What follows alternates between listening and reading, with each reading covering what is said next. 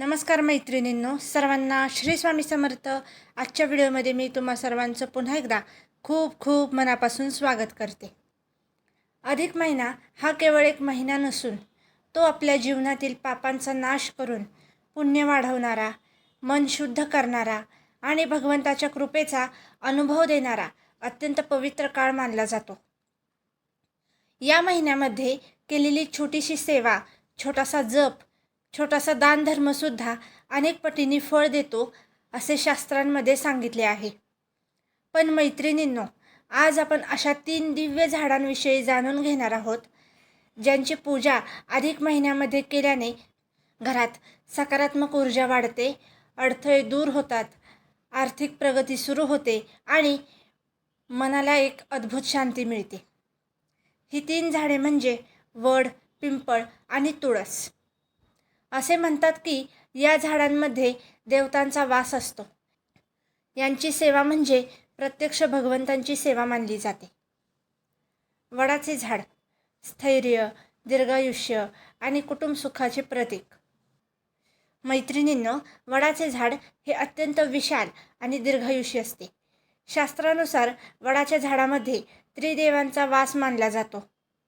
मुळांमध्ये ब्रह्मदेव, खोडामध्ये भगवान विष्णू आणि फांद्यांमध्ये भगवान शिव यांचा वास असतो.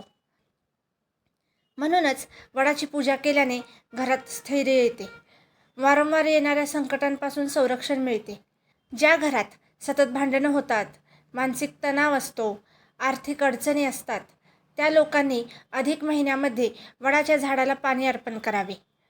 असे म्हणतात की वडाच्या झाडाभोवती 7 प्रदक्षिणा घातल्याने वैवाहिक जीवनातील अडथळे कमी होतात आणि पती पत्नीतील प्रेम वाढते.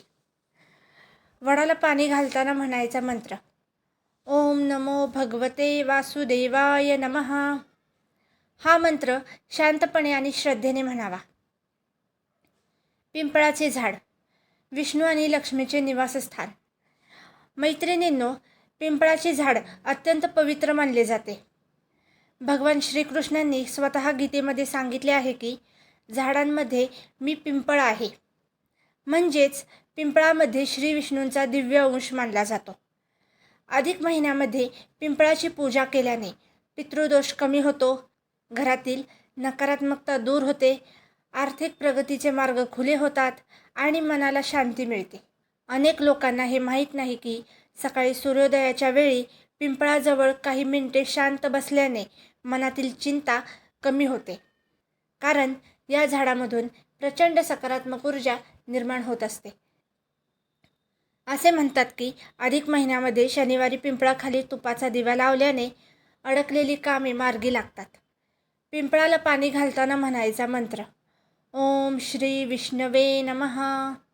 हा मंत्र 11 वेळा म्हटल्यास विशेष पुण्य मिळते असे मानले जाते.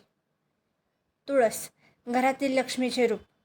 मैत्रिणींनो, तुळस म्हणजे केवळ एक झाड नाही, ती घरातील माता लक्ष्मीचे रूप मानली जाते. ज्या घरात तुळशीची पूजा केली जाते त्या घरात सुख, समाधान आणि सात्विकता टिकून राहते. अधिक महिन्यामध्ये तुळशीसमोर दररोज दिवा लावल्याने आणि पाणी अर्पण केल्याने घरातील नकारात्मक ऊर्जा दूर होते.